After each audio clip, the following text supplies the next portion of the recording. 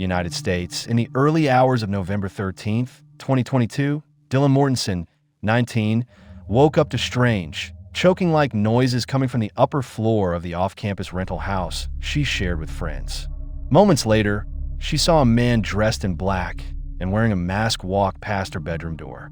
Terrified, Dylan locked her door and stayed inside. At around 4:30 a.m., she texted her friend Bethany Funk and then ran to Bethany's basement room. They locked themselves in for the rest of the night. By midday, when their housemates still weren't answering their phones, the two called friends Hunter Johnson and Emily Allen, who lived nearby, asking them to check the house because we're too scared. When Dylan called, I didn't think it was anything urgent, so I walked over. When I got there, Dylan and Bethany were already outside. They looked terrified, with their hands over their mouths like they were saying, "I have no idea what's happening," Emily recalled. A horrifying scene, Hunter Johnson bravely walked upstairs to his second-floor bedroom, where he found the bloody bodies of Ethan Chapin and his girlfriend Xana Kernadle, both 20. To protect the others, Hunter quickly got everyone out and urged them to call 911 at around 11:58 a.m. When police arrived, they found 4 victims in total. The other 2 were Madison Mogan and Kaylee Goncalves, both 21. All 4 were University of Idaho students living at 1122 King Road, just outside campus. Dylan later told friends she didn't call 911 immediately after seeing the masked man because she was drunk and didn't want to believe what was happening. According to police, the killer used extreme force in the attacks. Autopsy results revealed that Xana suffered more than 50 stab wounds, mostly defensive injuries, with fatal wounds to her lungs and heart. Kaylee's face was unrecognizable due to severe damage, with over 30 stab wounds. The murder weapon was a sharp, single-edged knife. Its sheath was found next to Madison's body. The arrest of a criminology PhD student, the brutal murder of 4 University of Idaho students, shocked the nation and sent waves of fear through the small, peaceful community of Moscow, Idaho. Police soon announced they were looking for a white Hyundai Elantra spotted driving past the house twice on the day of the murders, once shortly before and once around 9 a.m. the same day. Weeks passed with no arrests or suspects. Facebook groups with hundreds of thousands of members flooded with questions and theories about what had happened. After hundreds of interviews and thousands of tips, investigators zeroed in on Bryan Kohberger, 28, a criminology PhD student at Washington State University, WSU, living just a 15-minute drive from the crime scene.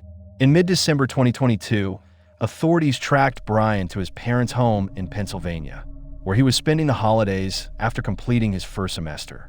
He was arrested on December 30th, 2022, and extradited to Idaho a few days later.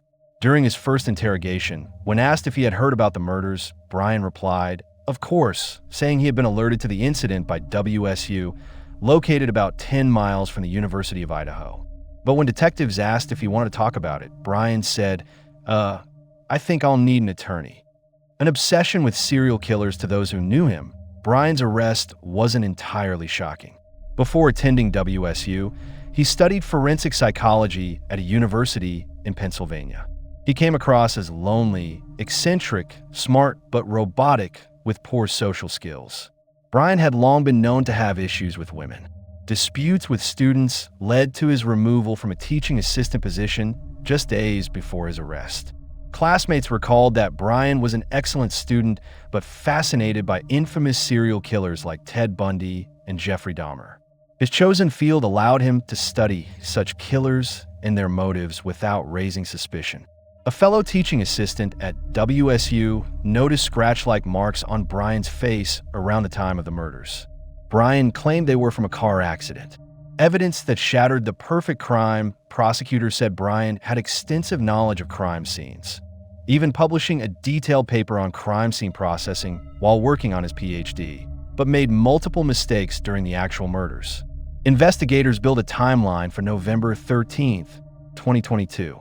Around 4 a.m., Bryan entered 1122 King Road through the sliding glass door in the back. He went upstairs, fatally stabbing Madison and Kaylee. He then went downstairs, encountering Xana as she returned from picking up a food delivery, and attacked her. Ethan, who had been sleeping in the same room, was also killed. Cell phone data showed Bryan's phone had been near the house on 23 occasions between July 9th and November 7th, 2022, mostly between 10 p.m. and 4 a.m. On the night of the murders, Bryan left his Pullman, Washington apartment about 15 minutes from the house at 2:54 a.m., turning off his phone until 4:48 a.m. when he returned home. His white Hyundai Elantra was captured on surveillance video passing the house multiple times. Around 4:20 a.m., it sped away from the neighborhood. He then drove along rural backroads to avoid highway cameras, arriving home at 5:30 a.m.